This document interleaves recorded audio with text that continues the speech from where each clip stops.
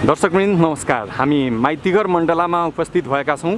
माइतीघर मण्डलामा अहिले केही समयमा नै रुकुममा अन्तर्जातीय प्रेम सम्बन्धका कारण ज्यान गुमाएका नवराज विक र उनीसँगै अन्य उनका समर्थकहरूलाई जुन ढङ्गबाट शङ्कास्पद ढङ्गबाट उनीहरूको ज्यान गयो, त्यस पश्चात मानिसहरू आक्रोशित भएका छन् र नवराज विकको समर्थनमा यहाँ केही मानिसहरू आउने भनेपछि यति बेला प्रहरीको बाक्लो मात्रामा परिचालन हामी यहाँ माइतीघर मण्डलामा देख्न सक्छौँ।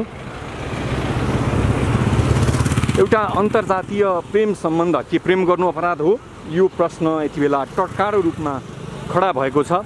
प्रेम अन्धो हुन्छ अरे, प्रेमले जात भन्दैन, भात भन्दैन, उमेर भन्दैन, समूह भन्दैन भनेर भनिन्छ। तसर्थ नवराज विक लाई जसरी उनी हेरी नदीमा भेटिए उनको शव, तसर्थ एउटा शङ्काको दृष्टिकोणले हेरिएको छ। यो हत्या हुन सक्ने अनुमान गरिएको छ र त्यहाँका स्थानीयहरू जो संलग्न थिए उक्त घटनामा उनीहरूले हत्या भनेका छन्। यद्यपि राज्यले सत्य तथ्य छानबिन गरिराखेको छ। माइतीघर मण्डलामा प्रहरीले यसरी सुरक्षा दिइराखेको छ, प्रहरीले घेरा बनाएको छ। हामी माइतीघर मण्डलामा के हुँदैछ भन्ने सन्दर्भमा तपाईँलाई यहाँको वस्तुस्थिति जस्ताको तस्तै प्रस्तुत गर्न गइराखेका छौँ। तपाईँ दृश्यमा सुरक्षाकर्मीहरू देख्न सक्नुहुन्छ। बाक्लो मात्रामा सुरक्षाकर्मीहरूको उपस्थिति छ माइतीघर मण्डलामा। माइतीघर मण्डलामा केही समय अगाडि पनि मोहन वैद्य नेतृत्वको नेकपा माओवादी क्रान्तिकारीका मजदुरहरूले एमसिसीको विरोध गर्दै प्रदर्शन गरेको हामीले सुनेका छौँ।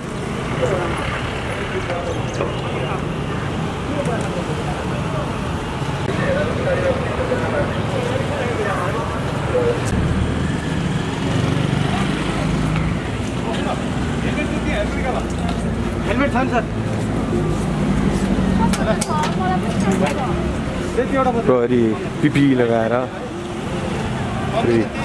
तैनाती अवस्थामा बसेको हामी देख्न सक्छौँ।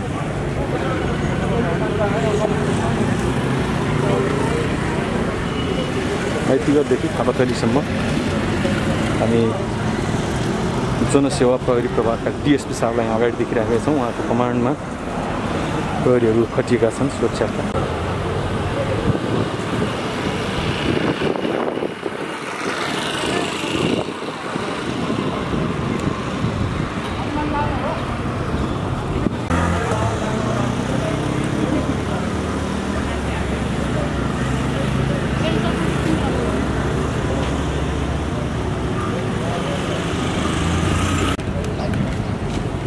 नेपाल दलित विद्यार्थी सङ्घ केन्द्रीय समितिले माइतीघर मण्डलामा हिजो रुकुममा नवराज विक लगायतका 6 जना त्यहाँका स्थानीय युवाहरूमाथि जुन किसिमको आक्रमण भयो, जुन किसिमले युवाहरूले ज्यान गुमाउनु पर्यो, अझै 3 जना बेपत्ता छन्। 3 जनाको शव भेटिएको छ र शव भेटिएकाहरूको पोस्टमार्टम गर्न सकिएको छैन। सुषमा मल्ल र नवराज विकको प्रेम सम्बन्धले निम्त्याएको विनाशलाई सत्य तथ्य छानबिन गरी दोषी उप कारबाही गर र क्षतिपूर्तिको व्यवस्था गर भन्दै देशव्यापी रूपमा सोसल मिडिया मार्फत विरोध भइराखेको बेला नेपाल दलित विद्यार्थी सङ्घले राजधानीको माइतीघर मण्डलामा विरोध प्रदर्शन गरेको हो। शान्तिपूर्ण र साङ्केतिक विरोध प्रदर्शन उहाँहरूले भन्नुभएको छ। यहाँ सुरक्षाकर्मीहरू पिपी लगाएर हातमा सेनिटाइजर बोकेर बाक्लो मात्रामा उपस्थित हुनुभएको हामी देखिराखेका छौँ। र यो विरोध प्रदर्शनमा जाजरकोटका पूर्व माननीय संविधान सभाका सदस्य राजीव विक्रम शाही उहाँको पनि उपस्थिति रहेको छ र त्यो सँगसँगै अन्य विद्यार्थीहरूले पनि साङ्केतिक रूपमा राज्यलाई दबाब दिएका छन्। हामी माइतीघरबाट यो समाचार सङ्कलन गर्दै गर्दा गृहमन्त्रीले व्यवस्थापिका संसदलाई सम्बोधन गर्दै छानबिन समिति गठन गर्ने प्रतिबद्धता व्यक्त गरिसक्नु भएको हामीले जानकारी पाएका छौँ। यस्ता किसिमका घटना समाजबाट अन्त्य हुनुपर्छ। समाजमा यस्ता किसिमका घटना घट्नु भनेको यसले समाजलाई नै दूषित बनाउनु हो। समाजप्रति मानिसहरूको हेर्ने दृष्टिकोणमा अझै पनि गम्भीरता ल्याउनु हो, किनकि मानिसलाई अब जातीय विभेद गर्न पाइन्न भन्ने कुराको जानकारी नयाँ संविधानले दिइसकेको छ। त्यो सँगसँगै त्योभन्दा अगाडिदेखि नै यो कुरा कार्यान्वयनमा आएकै कुरा हो। हाम्रो समाज अझै पनि चेतनशील बन्न नसकेको यो एउटा विडम्बनाको कुरा हो। यति बेला नेपालमा छ भने एउटा नेपाली भन्ने मानिसहरूको समूह छ, जाति छ। यो जात त्यो जात भन्नुभन्दा पनि हामी सबै नेपाली हौँ भन्ने भावना एकत्रित बनाउन, जागरुक गराउन अहिलेको आवश्यकता बनेको छ।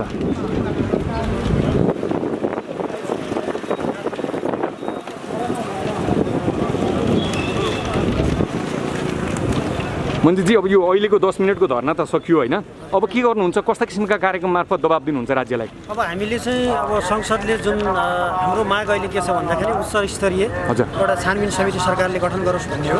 त्यसको रिस्पोन्स हेर्छौँ र आज हामीले केवल चाहिँ साङ्केतिक रूपमा चाहिँ हामी चाहिँ सडकमा छौँ, हामी सुतेका छैनौँ, हामी दलित समुदायको मुद्दालाई चाहिँ उजागर गरिराखेका छौँ भनेर देखाउनलाई मात्र हामीले गरेको हो। र भोलिदेखि हामी थप सबै सङ्घ सङ्गठनका साथीहरूसँग सल्लाह गर्छौँ, सबै युवा साथीहरूसँग सल्लाह गर्छौँ र हामी भोलिदेखि चाहिँ सरकारले यो घटनामा पीडकहरूलाई समातेर कारबाही गरेन, कारबाहीको प्रक्रिया अगाडि बढाएन र यो घटनालाई तोडमोड गर्ने कोसिस जसरी भइरहेछ झन् यसलाई त्यही दिशातिर लिएर जाने बाटो भयो भनेदेखि चाहिँ अब हामीले भनिसकेका छौँ सशस्त्र आन्दोलन हुन पनि सक्छ। हामी त्यो बाटोमा पनि जान सक्छौँ। किन भन्दा यति यो समुदायलाई चाहिँ वर्षौँदेखि 100औं वर्षदेखि चाहिँ जुन उत्पीडनमा राखिएको छ, हुँदा अहिले त बाँच्ने अधिकार समेत कटौती गर्ने कोसिस भइरहेका छ। एउटा सिङ्गो गाउँ नै प्रयोग गरेर चाहिँ एउटा दलितहरूको चाहिँ सामु यसलाई चाहिँ हामीले के भनेको छ भने जुन अफ्रिकामा भएको थियो 1996 मा जुन चाहिँ सार्वभौमिक घटना भएको थियो, काला र गोराहरूको बिचको जुन आन्दोलनमा चाहिँ त्यहाँको पुलिस प्रशासनले जसरी तपाईँको चाहिँ 51 जना कालाहरूमाथि चाहिँ साङ्घातिक आक्रमण गरेर उनीहरूको सामूहिक हत्या गरिएको थियो, त्यसै गरी नेपालमा चाहिँ दलितहरूमाथि सामूहिक हत्याको प्रयास हुन थाल्यो। हामीले भन्यौँ हिजो शिक्षामा अधिकार दिएन, हामीले चुप लागेर बस्यौँ, अन्य अधिकार कटौती गऱ्यो हामी चुप लागेर बस्यौँ, विकास समिति खारेज गऱ्यो हामी चुप लागेर बस्यौँ, संविधानमा अधिकारहरू कार्यान्वयन भएन हामी चुप लागेर बस्यौँ, बिस्तारै गर्ला भन्ने सोच्यौँ। तर अहिले आएर चाहिँ दलितहरूमाथि चाहिँ साङ्घातिक हमला गर्ने र जातका आधारमा उनीहरूको चाहिँ हत्या गर्ने प्रक्रिया अगाडि बढिसके पछाडि सरकारले सोच्नुपर्छ। हामी दलित समुदायले भन्ने होइन, दलितका युवाहरूको हाम्रो भनाइ के छ भने अहिले पनि सरकारले सोचोस् यो घटनामा पीडकहरूलाई कानुन बमोजिम कारवाही गर्नका निमित्त सरकार तयार होस्। त्यो भयो भनेदेखि हामीले केही गर्छौँ भनेर नभएदेखि मैले नउठाउला अर्कोले नउठाउला, तर कुनै न कुनै दलित समुदायका युवाहरूले हतियार उठाउँछन् र जातीय द्वन्द्व नेपालमा हुन सक्छ। त्यसैले हामी त्यस्तो नहोस् होइन, राज्यले बेलैमा सम्बोधन गरोस्, दोषीलाई कारबाही गरोस्, पीडितलाई न्याय दियोस्, क्षतिपूर्ति दियोस् होइन, त्यो हुनुपर्छ। भनेपछि तपाईँहरूको अहिले नै भोलिदेखि यो किसिमको आन्दोलन गर्ने भन्ने कुनै निर्धारण भइसकेको छैन? हामी भोलिदेखि चाहिँ नि आज हामीले जुन साङ्केतिक रूपमा अहिले लकडाउनको अवस्था छ, कुनै पनि दलित समुदायको मात्रै होइन कुनै पनि बाहिर निस्केर सडकमा आन्दोलन गर्न सक्ने परिस्थिति छैन। तैपनि हामीले के भने यो चाहिँ जघन्य अपराध हो, मानवता विरोधी क्रियाकलाप हो र त्यसले गर्दाखेरि यसका निमित्त हामीले लकडाउनलाई छिचोलेर आफ्नो ज्यानको प्रवाह नगरिकन, कोरोनाको यस्तो महासङ्कट भएको बेलामा आफ्नो ज्यानको प्रवाह नगरिकन हामी सडकमा आउन बाध्य भएका छौँ। त्यो हामी बाध्य भएको होइन, सरकारले हामीलाई बाध्य बनाएको छ र भोलिदेखि हामी सरकारले गर्ने क्रियाकलापहरू हेर्दैछौँ, यसको गम्भीर छलफल गर्छौँ र हामी बस्छौँ। र यदि भएन भने तपाईँहरूकै मिडिया मार्फत मैले उद्घोष गरेँ कि हामी जुनसुकै किसिमको क्रान्ति गर्न पनि तयार छौँ। यहाँ आउनुभन्दा अगाडि तपाईँहरू मानव अधिकार आयोग जानुभयो, मानव अधिकार आयोगले के तपाईँहरूलाई आश्वासन दियो, के प्रत्याभूति दियो? मानव अधिकार आयोगसँग हामीले एउटा ज्ञापन पत्र दियौँ र मानव अधिकार आयोगले हामीले भनेका छौँ, स्पष्टसँग भनेका छौँ हिजो पनि दलितहरूमाथि जघन्य अपराध भएका छन्, जातीय विभेद भएको छ, त्यसमा राष्ट्रिय मानव अधिकार आयोगको कार्यक्षेत्र हो, दलितको मात्रै कार्यक्षेत्र होइन, दलित आयोगको मात्रै कार्यक्षेत्र होइन, त्यो राष्ट्रिय मानव अधिकार आयोगको कार्यक्षेत्र हो। त्यसैले गर्दाखेरि हामीले यो घटनामा चाहिँ उच्च स्तरीय राष्ट्रिय मानव अधिकार आयोगले आफ्नो उच्च स्तरीय समिति यो घटनालाई मात्रै हेर्ने गरी चाहिँ एउटा समिति बनाओस्, निष्पक्षका आधारमा अनुसन्धान गरोस् र त्यो घटनाको सत्य तथ्य चाँडोभन्दा चाँडो मिडिया सामु र आम जनसमुदाय सामु चाहिँ राष्ट्रिय मानव अधिकार आयोगले ल्याओस्। यस्ता किसिमका घटना घट्दै गर्दा तपाईँ अहिले निवर्तमान हुँदै गर्नुभएको दलित आयोगबाट चाहिँ अपेक्षा के छ? यदि त्यो आयोग सक्रिय भइदिएको भए थप सहयोग हुन्थ्यो अथवा त्यसले के गर्नु पर्थ्यो? सबैभन्दा दुर्भाग्यको कुरा यही छ कि म राष्ट्रिय दलित आयोगबाट निवर्तमान भएको पनि 3 वर्षभन्दा बढी भइसक्यो। यो सरकार आएको पनि 2-3 वर्ष भइसक्यो। अहिलेसम्म राष्ट्रिय दलित आयोगमा सरकारले नियुक्ति गर्दैन, संवैधानिक परिषदबाट पठाउँदैन। यसको मतलब हामीले के बुझिराखेका छौँ भने यो सरकारको प्राथमिकतामा दलितको मुद्दा छैन, दलित समुदायको एजेन्डा यो सरकारको प्राथमिकतामा छैन। आज राष्ट्रिय दलित आयोग भइदिएको भए आज राष्ट्रिय दलित आयोगले आफैले अहिलेसम्म रुकुम तपाईँको जाजरकोट पुगेर यो घटनाको अनुसन्धान गरिसक्थ्यो, अहिलेसम्म पीडितहरूका पक्षमा केही कुराहरू उठाइसक्थ्यो। आज मानव अधिकार आयोग राष्ट्रिय दलित आयोगहरूले चाहिँ गर्नुपर्ने काम चाहिँ जुन सरकारले गर्नुपर्ने काम उनीहरूले गर्नुपर्ने काम चाहिँ भइरहेको छैन। त्यसैले सरकारलाई हामीले भने मैले फेरि पनि सम्झाएँ, हिजो विकास समिति खारेज गर्यो, हामी चुप लागेर बस्यौँ। त्यस्तै गरी चाहिँ संविधानमा लेखिएका कुराहरूलाई चाहिँ 1 वर्षभित्र कार्यान्वयन गर्नुपर्छ भनेर केही संविधानमा लेखेको छ, त्यो कुराहरूको पनि कार्यान्वयन गरेन। र जति पनि दलितका हक निर्माण गर भनेर संविधानले ऐन निर्माण गर भन्यो, त्यो पनि भइरहेको छैन। हामी चुप लाग्यौँ र गर्दै होला गर्छ भन्ने हामीले राख्यौँ। तर अहिले हामीलाई भान के भएको छ भने अहिलेको प्रधानमन्त्रीले नेतृत्व गरेको सरकारको एजेन्डामा दलित एजेन्डा छैन। कुनै पनि दलित समुदायले भ्रममा नपरे हुन्छ। अब पनि हामी चुप लागेर बस्ने हो भने हामी मारिने मात्रै होइन, हाम्रो अस्तित्व नामेट हुन्छ, हाम्रो अस्तित्व रहँदैन। त्यसैले गर्दाखेरि यो सरकारको कान खुलोस्, यो सुतेको सरकारको निद्रा खुलोस् कि उसले दलित 13% उसकै आँकडा अनुसार भन्ने हो भने 13% झन्डै 50 लाख दलित समुदायको मुद्दालाई सरकारले बिर्सेर गएको छ। तिनै दलितहरूलाई हिजो सशस्त्र द्वन्द्वमा प्रयोग गरिएको छ। तिनै दलितहरूलाई अहिले पनि हामी भन्छौँ कम्युनिस्ट सरकारले जहिले पनि दलित समुदायलाई झुक्क्याउने काम गरेर उनीहरूलाई प्रयोग गर्यो। अहिले पनि कम्युनिस्टमा सबैभन्दा बढी दलितहरू कम्युनिस्टमै छन्। आज तिनको मत, तिनको भोट, तिनको सबै कुरा चल्ने, आज तिनको मत पाइसके पछाडि आज चाहिँ तिनीहरूका मुद्दामा त्यसैले ओझेल पर्ने र आज सामूहिक हत्या हुँदा पनि त्यो घटनालाई तोडमोड गर्ने कोसिस गर्ने काम भएको छ। यो नहोस्। हस्, धन्यवाद।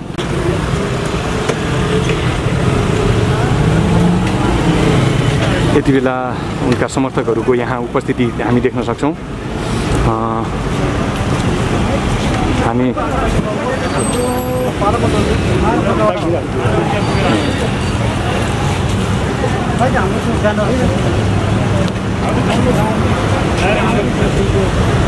मन्जितजी अलिकति बताइदिनु त।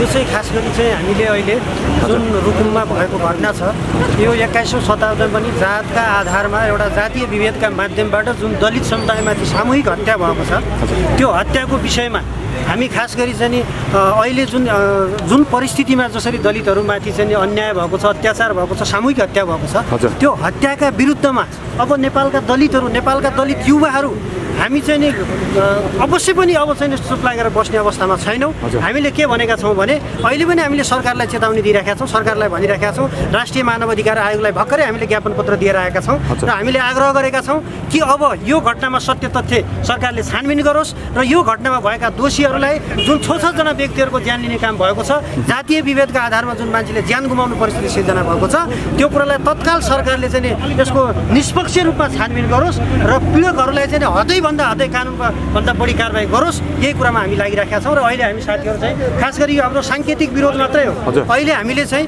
साङ्केतिक रूपमा अब नेपालका दलित युवाहरू मात्र, यो इस्यु भनेको दलितको इस्यु मात्रै होइन। म समग्र मिडियालाई हार्दिक आग्रह गर्न चाहन्छु, यहाँ लोकतन्त्र ल्याउनका निमित्त, प्रजातन्त्रको पुनर्स्थापना गर्नका निमित्त, राष्ट्रिय एकीकरणका निमित्त, समाज परिवर्तनका निमित्त नेपालका 13% र 20% दलित समुदायहरूको योगदान छ।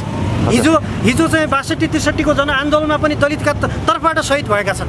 हामीले चाहिँ थुप्रै योगदान दिएका छौँ। आज 21औं शताब्दीमा आएर पनि हामीले शिर झुकाउनु पर्ने, यो समुदायले डिग्निटीपूर्वक बाँच्न नपाउने, यो समुदायले एक अर्कालाई माया गरेको आधारमा, प्रेम गरेको आधारमा आफ्नो ज्यान दिनुपर्छ भने अब यो दलितको इस्यु मात्र होइन, समग्र नेपालको इस्यु हो, समाजको परिवर्तनको इस्यु हो, समाजको चरित्र परिवर्तन गर्ने इस्यु हो। त्यसैले म मिडियाहरूलाई पनि हार्दिक आग्रह गर्न के चाहन्छु भन्दाखेरि यो इस्यु कृपया नेपालका सम्पूर्ण मिडियाहरूको इस्यु बनोस्, यो तपाईँहरूको सबैको इस्यु बनोस्। र हामी नेपालमा के चाहन्छौँ भन्दा कुनै पनि व्यक्तिले जातका आधारमा मर्न नपरोस्, कुनै पनि व्यक्तिले जात र धर्मका आधारमा पिछडिन नपरोस्। र हामी सबै नेपालीहरू इतिहासदेखि अहिलेसम्म जसरी नेपालीहरू हामी मिलेर बसेका छौँ, हामी सामाजिक सद्भावलाई भड्काउन चाहन्छौँ। मन्जितजी, जुन स्थानीय सरकारले छानबिन समिति गठन गरेको छ त्यसमा तपाईँलाई विश्वास छ कि छैन? हामीले जुन अहिले त्यहाँको नेकपाले एउटा पार्टीगत समिति बनाएको छ त्यसमा हामीलाई कुनै पनि किसिमको विश्वास छैन।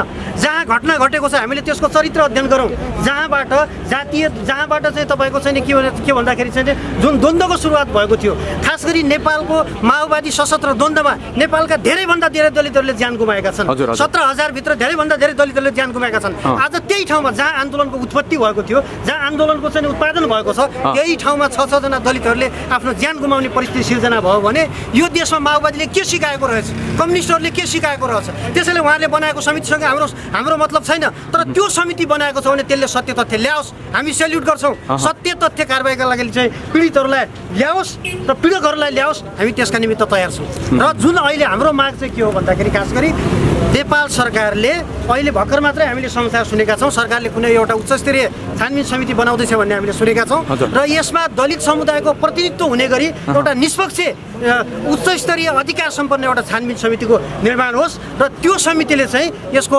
निष्पक्ष छानबिन गरोस् र पीडितहरूलाई चाहिँ नि न्याय दियोस्, ती दलितहरूलाई शहीद घोषणा गरोस्, तिनको परिवारलाई क्षतिपूर्ति होस् र खास गरी चाहिँ पीडकहरूलाई चाहिँ कानुन बमोजिम कडाभन्दा कडा कारबाही होस् भन्ने हाम्रो माग छ। तपाईँ त दलित आयोगको पूर्व कार्यवाहक अध्यक्ष पनि हुनुहुन्छ होइन, तपाईँलाई घटनाको विषयमा ब्रिफिङ भयो होला नि, के भएर चाहिँ कसरी यो परिस्थिति सृजना भएछ? होइन, यो घटनाको नालीबेलीका विषयमा पत्रकार मित्रहरूले पनि यसमा अध्ययन गरिसक्नु भएको छ, हामीले पनि अध्ययन गरेका छौँ। यो घटनामा चाहिँ जुन दुईटा केटा र केटीको बिचमा एक आपसमा जुन प्रेम सम्बन्ध छ, त्यो प्रेम सम्बन्धका कारणले केटी नै आफै आएर केटाको घरमा बसेको, 2-3 चोटि केटाको घरमा गएर बसेको र योभन्दा पहिला केटा सम्बन्धी त्यही केटीको घरमा बसेको र त्यहाँको वडा अध्यक्षले नै गाली गलौज गरेर चाहिँ उहाँलाई चाहिँ पुलिस चौकीमा थुनाएको र त्यहाँ एउटा कागज गरेर त्यो केटालाई धम्क्याएको चाहिँ रेकर्ड पनि हामीसँग प्राप्त भएको छ। त्यसैले हामीले के भनेका छौँ भने त्यहाँको स्थानीय तहको जनप्रतिनिधि नै यो जातीय विभेदको घटनामा संलग्न हुनुहुन्छ, उहाँलाई तत्काल जुन समातिएको छ उहाँलाई छोड्नु हुँदैन र उहाँलाई कानुनी कारबाही अगाडि बढाउनुपर्छ भन्ने हाम्रो माग छ। आज तपाईँहरू माइती घरमा के गर्दै हुनुहुन्छ? हामी चाहिँ सांकेतिक रूपमा मात्रै यो घटना यो 21औं शताब्दीको अमानवीय घटना हो।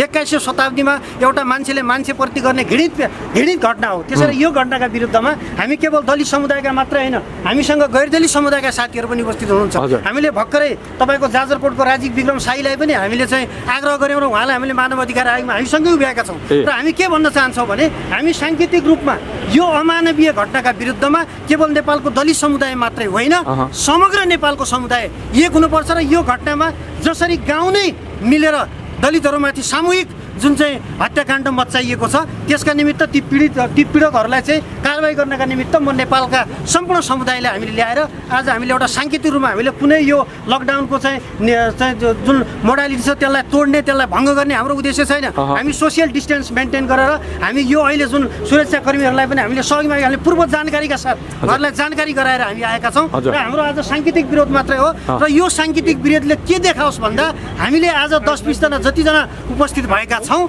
तर यसको मतलब के होइन भने यो मुद्दाको सम्बोधन भएन, पीडकहरूलाई कारबाही भएन भनेदेखि चाहिँ यो राष्ट्रव्यापी मुद्दा अगाडि बढ्छ। हाम्रो संविधान र ऐनमा समेत यो जातीय विभेद अन्त्य गरिएको भनेर भन्दा पनि समाजमा चाहिँ यो जस्ताको तस्तै रहनुले के को सङ्केत गर्छ? सबभन्दा दुर्भाग्यको कुरा त्यही हो। नेपालको संविधानले जुन पछिल्लो अवस्थामा हामीले विश्वकै उत्कृष्ट डेमोक्रेटिक कन्स्टिट्युसन भनेका छौँ, त्यो कन्स्टिट्युसनमा दलितको हकको व्यवस्था गरिएको छ, जातीय विभेद गर्न नपाउने व्यवस्था गरिएको छ। हामीले हिजोदेखि आजसम्म संविधानमा लेखालेखै गर्ने, ऐन कानुनमा लेखालेखै गर्ने, सबै कुरा गर्ने, तर वास्तवमा चाहिँ कार्यान्वयन नहुने। अहिले पनि 21औं शताब्दीमा आएर जुन संविधान बनेको छ त्यो संविधानको उल्लङ्घन भएको छ, संविधानको बरखिलाफ भएको छ। यो त केवल दलित समुदायको कुरा मात्रै होइन, त्यो संविधान कार्यान्वयन गर्ने कुराबाट अहिलेको चाहिँ यो समुदाय अगाडि जान सकिरहेको छैन। त्यसैले हाम्रो भनाइ के हो भने जुन ऐन कानुनहरू बनाएका छन् त्यसको कार्यान्वयन हुनु पर्यो, बनाएर मात्रै हुँदो रहन्छ। त्यसैले म एउटा कुरा सम्झाउन चाहन्छु, आदरणीय मिडियाका साथीहरूलाई पनि सम्झाउन चाहन्छु कि यो रुवान्डाको जस्तो घटना सिर्जना हुने वातावरण सिर्जना नहोस्। जसरी रुवान्डामा 30 दिनमा 10 लाख मान्छेहरूको हत्या भएको छ, 30 लाख मान्छेहरू चाहिँ अङ्गभङ्ग भएका छन्, नेपालमा त्यस्तै जातीय द्वन्द्व सिर्जना गराउन खोजेको हो भने हामी होसियार, दलित समुदाय त्यस्तो जातीय द्वन्द्व गर्नका निमित्त हामी तयार छैनौँ। हामी पीडित समुदायलाई अधिकारको कुरा मात्रै गरिराखेका छौँ। त्यसैले गर्दाखेरि चाहिँ हामीले रुवान्डाको घटना सम्झाउनका निमित्त दलित समुदायलाई हतियार उठाउन बाध्य नगरियोस् भन्ने मात्रै हाम्रो चाहना छ। धन्यवाद। ल धन्यवाद। यति बेला जाजरकोटका पूर्व माननीय राजीव विक्रम साई पनि यहाँ हुनुहुन्छ, हामी उहाँसँग संक्षिप्तमा प्रतिक्रिया लिन्छौँ। हजुरको गृह जिल्लामा भएको घटना, त्यसको वास्तविकता सुन्दा कस्तो फिल भयो? हेर्नुहोस्, यो 21औं शताब्दीमा म त भर्खर अस्ति जुन दिन यो घटना भएको थियो त्यही दिन मैले मेरो जिल्ला छोडेको थिएँ। हजुर।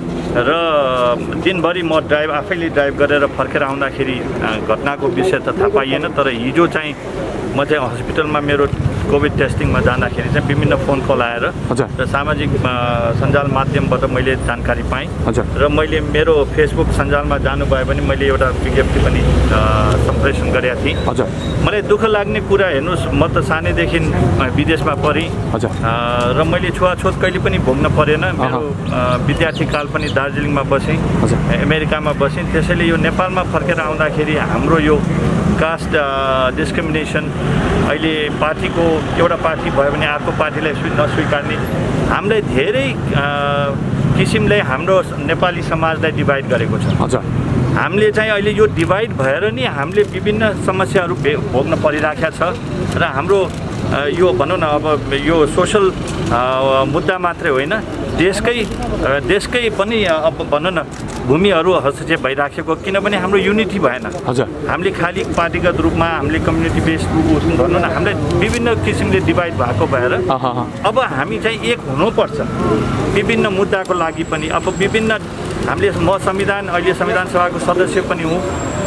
हामीले विभिन्न कम्युनिटीलाई इम्पावरमेन्टको लागि कोटा सिस्टम दिइराखेको छ। तर कोटा सिस्टम पाउँदाखेरि खास के भइराखेको छ भनेदेखि त्यही कम्युनिटीबाट 1-2 जना मात्रै मान्छेहरू रिप्रेजेन्टेसन भइराखेको छ, तर उसको कम्युनिटी चाहिँ ग्रासरुट लेभलमा चाहिँ डेभलप भइराखेको छैन। उनीहरूलाई चाहिँ साँच्चीकै रिप्रेजेन्टेसन भइराखेको छैन।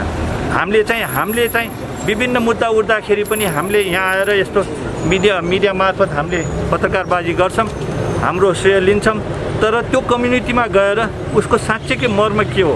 अब 21औं शताब्दीमा हामीले दलित इम्पावरमेन्टको कुरा गर्दाखेरि दलितको कतिवटा विभिन्न, जस्तो मेरै जिल्लामा धेरै ह्युज दलित कम्युनिटी छ।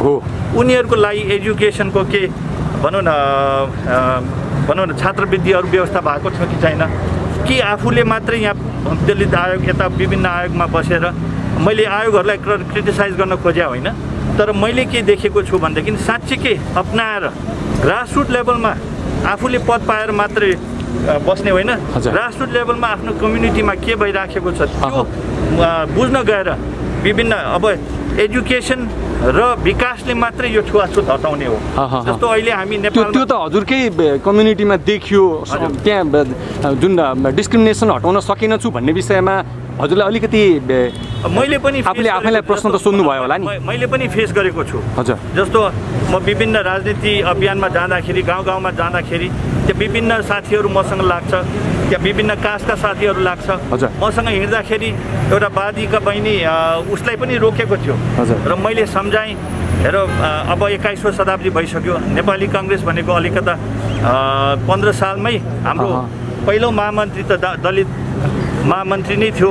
त्यसैले हामीले यसो गर्नु हुँदैन भनेर अब हामीले चाहिँ एउटा जस्तो मैले कसरी गरेँ भनेदेखि 70 वर्षको बुढा थियो।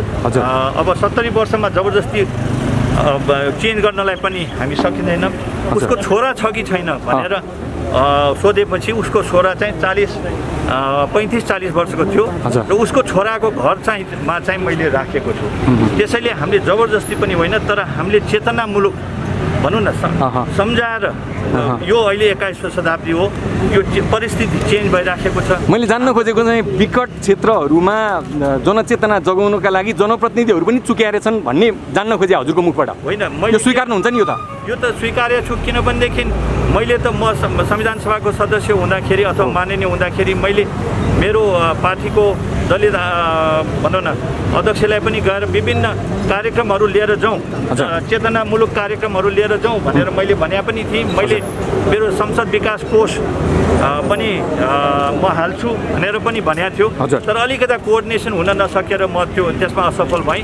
तर अल्टिमेटली हामीले संविधानले विभिन्न जात जातीयलाई सुरक्षा त दिएको छ, कोटा सिस्टम त दिएको छ, तर कोटा सिस्टमले मात्रै हुँदैन। चेतनामूलक कार्यक्रम ग्रासरुट लेभलमा लिएर जानुपर्छ, एजुकेसन लग्नुपर्छ र त्यसबाट मात्रै विकास यो गर्नुपर्छ भन्दा हुँदै गर्न नसक्दा यस्ता किसिमका घटनाहरू भइरहेका छन् होइन। अब घटना घटिसकेका छ, पीडित पक्षले न्याय माग्दै हिजो पनि जिल्ला प्रहरी कार्यालय जाजरकोटमा प्रदर्शन गर्नुभएको छ। उहाँहरूलाई न्याय दिलाउनका लागि तपाईँ पूर्व सांसद हुनुहुन्छ, नेपाली काङ्ग्रेसको जिम्मेवार नेता हुनुहुन्छ, जाजरकोटका जनताले तपाईँबाट धेरै ठुलो अपेक्षा गरेका छन् होइन।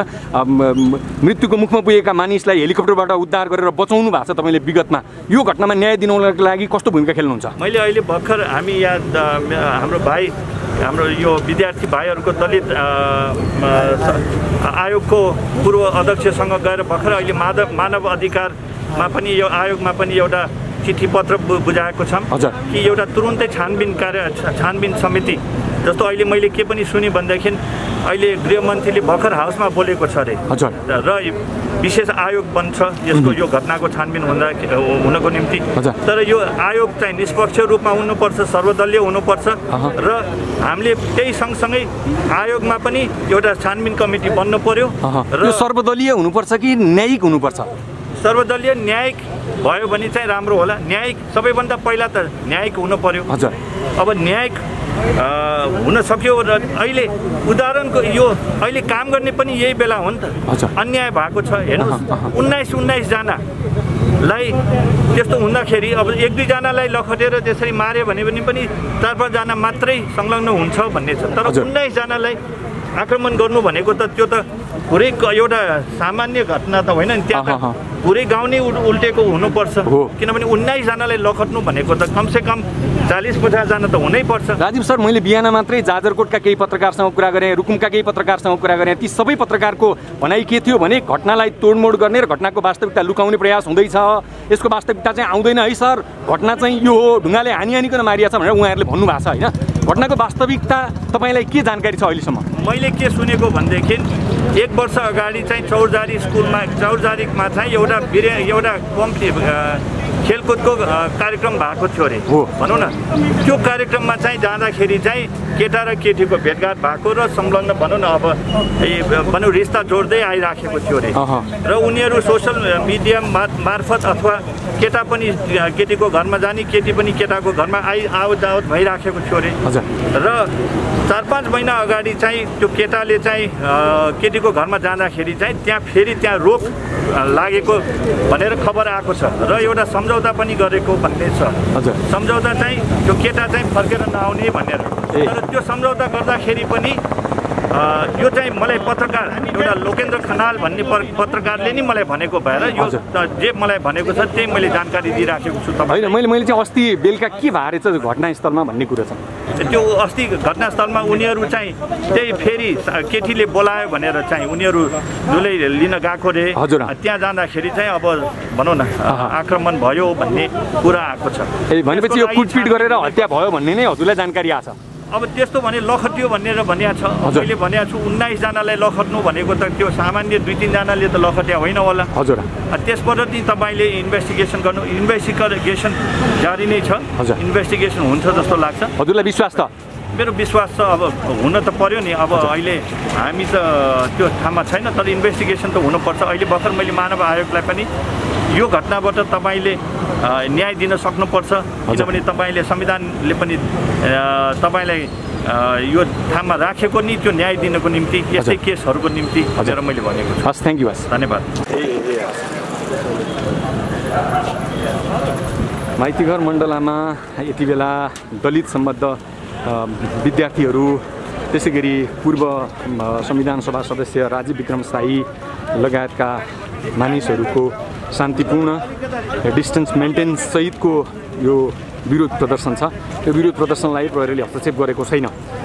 अन्य समयमा भने यहाँ एकजना मानिस देख्ने बित्तिकै प्रहरीले हस्तक्षेप गर्ने गरेको थियो। नेपाल दलित विद्यार्थी सङ्घ केन्द्रीय समितिले यो विरोधको आयोजना गरेको हामीले उहाँहरूले बोक्नु भएको प्लेकार्डमा देखिरहेका छौँ। दोषीलाई मुलुकी अपराध संहिता 2074 र छुवाछुत तथा भेदभाव कसूर र सजाय ऐन 2068 अन्तर्गत कानुनी दायरामा ल्याई हदैसम्मको सजाय माग गर्दछौँ भन्ने किसिमका र राजनीतिक आडमा घटनालाई नमोडियोस् लगायतका विभिन्न प्लेकार्डहरू यहाँ प्रदर्शन गरेको हामी देख्न सक्छौँ।